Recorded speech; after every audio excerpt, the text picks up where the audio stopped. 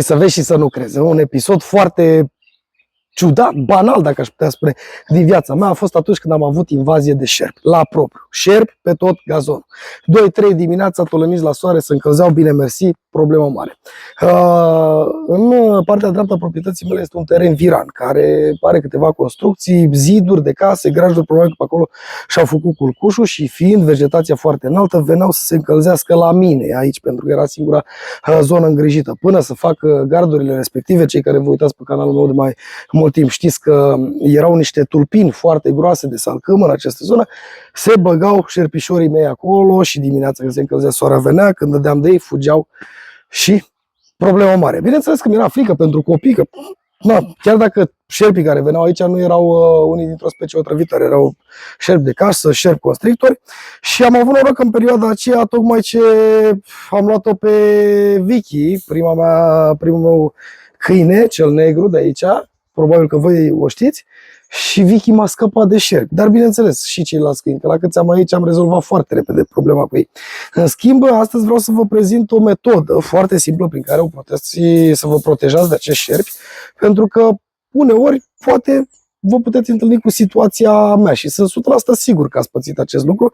Ba chiar am fost și întrebat de câteva ori, dar împotriva șerpilor, ce putem să facem? Haideți să vă arăt eu ce face. Și sunt sigur că la omul gospodar în curte, în urma unor renovări sau ceva de acest gen, întotdeauna au rămas o bucată de parchet sau o bucată ceramică, gresie, faianță, ceva acolo, sau pur și simplu niște altceva. V-a rămas cu siguranță în curte așa ceva. Nu aveți? Cereți la un vecin care tocmai a renovat și este imposibil să nu aibă unul dintre aceste 3 materiale. Din punctul meu de vedere, cele mai bune ar fi plăcile ceramice, gresie, faianță sau orice alt material, dar care să poată să se încălzească la soare, pentru că aici este șmecheria cea mai mare, sau un parchet de culoare închisă. Acelea ar fi minunate.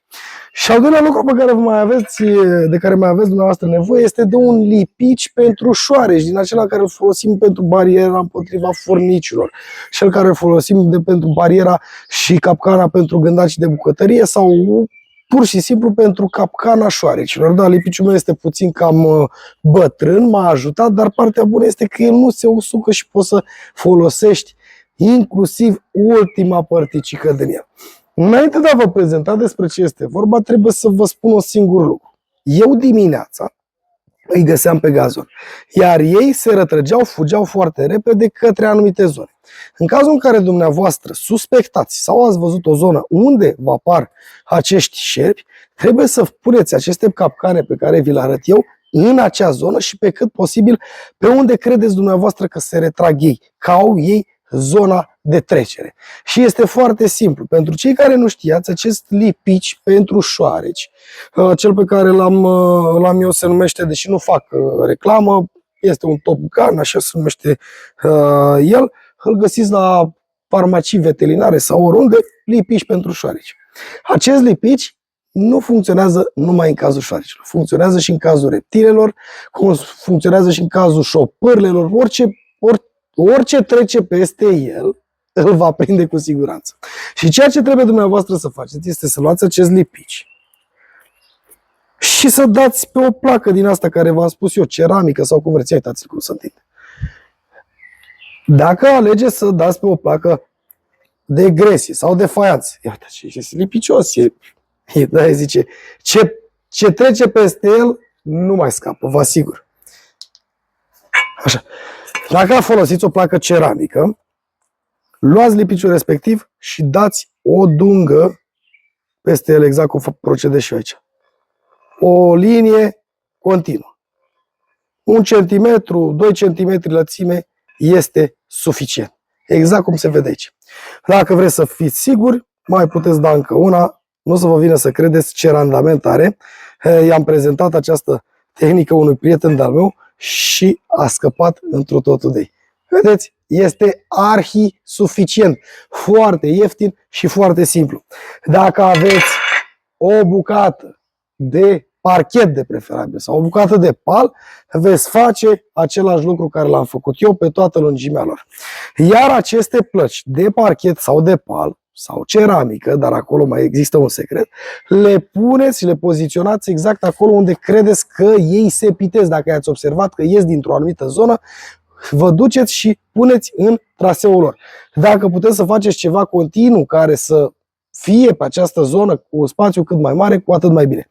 În momentul în care vor ieși să se încălzească și se vor atinge de acel lipici, aveți cuvântul meu de onoare că nu mai scapă, doar cu vârful cozii, dacă s-a lipit, nu mai scapă de sus.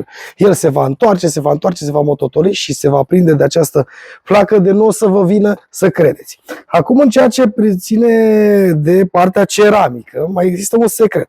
În cazul în care dumneavoastră suspectați o zonă, dar nu i-ați văzut sau nu ați văzut unde aceștia se pitesc și se retrag, este foarte bine dacă ați putea să folosiți plăci ceramice, pentru că acestea la soare se încălzesc mai tare decât parchetul, decât lemnul sau decât alte materiale. Iar șerpii și reptilele în general sunt atrase foarte mult de zonele fierbinți, de zonele călduroase. În momentul în care dumneavoastră puneți această placă în gazonul dumneavoastră, în grădina dumneavoastră sau acolo unde suspectați că există acești șerpișori care vă deranjează, ea se va încălzi foarte tare, mai ales dacă are ceva vegetație în jur.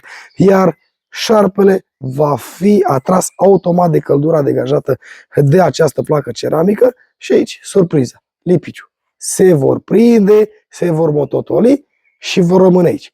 Acum dumneavoastră faceți cum credeți de cuviință. Îi desfaceți și duceți undeva departe, le dați drumul sau nu știu ce puteți face cu ei. Trebuie să știți că șarpele de casă, viperele sau alți șerpi, năpârca și mai departe, chiar dacă năpârca nu este chiar un șarpe, sunt specii protejate la noi în țară. Dar asta nu ne împiedică cu nimic să-i prindem și să-i ducem să-i liberăm în altă parte, lucru pe care sunt 100% sigur că îl veți face și dumneavoastră. Pentru că, da. Această capcană este foarte eficientă și vă sfătuiesc să o puneți în practică. Nu prindem numai șerpi. Aveți probleme cu reptile de genul gușterilor, cum se spune la noi, alte reptile, alte gângării care vă deranjează, vizui și așa mai departe, acest lucru vă scapă fără probleme de ele.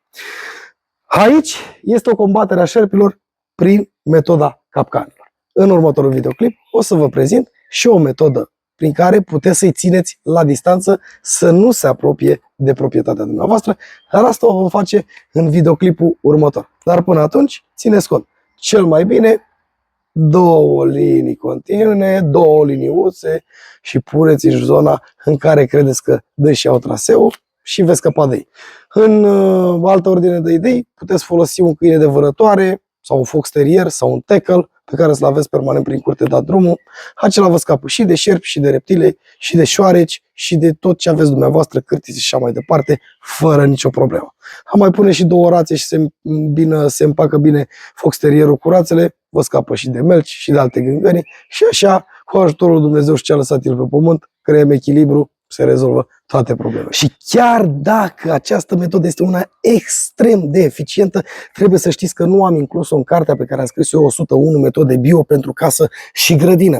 Dar aici veți găsi alte metode care vă pot fi de folos în grădina dumneavoastră cu legume, acolo unde aveți pomii, în curtea dumneavoastră, în casa dumneavoastră, indiferent că locuiți în mediul rural sau în mediul urban, aveți toate răspunsurile în această carte. Și trebuie să vă spun un secret. Totul este 100% natural, dar totodată este și mult mai ieftin dacă v-ați fi căutat soluțiile într-un market, într-o fitofarmacie sau oriunde în altă parte. O găsiți la numărul afișat pe ecran, este numărul meu personal de telefon, pe WhatsApp, Messenger sau mă sunați, sau dacă nu pe pagina mea de Facebook TB Tips și mai ales că acum va ieși o nouă ediție din tipografiile. Așa că până data viitoare când vă voi prezenta următorul material despre combaterea șerpilor, cum îi puteți ține la distanță și numai pe ei și toate celelalte vietăți din regnul reptilelor, eu vă doresc toate cele bune și încercați. Nu vă costă nimic, maxim 7 lei un tub de lipici. Dar o să fie foarte, foarte eficient. V-am pupat!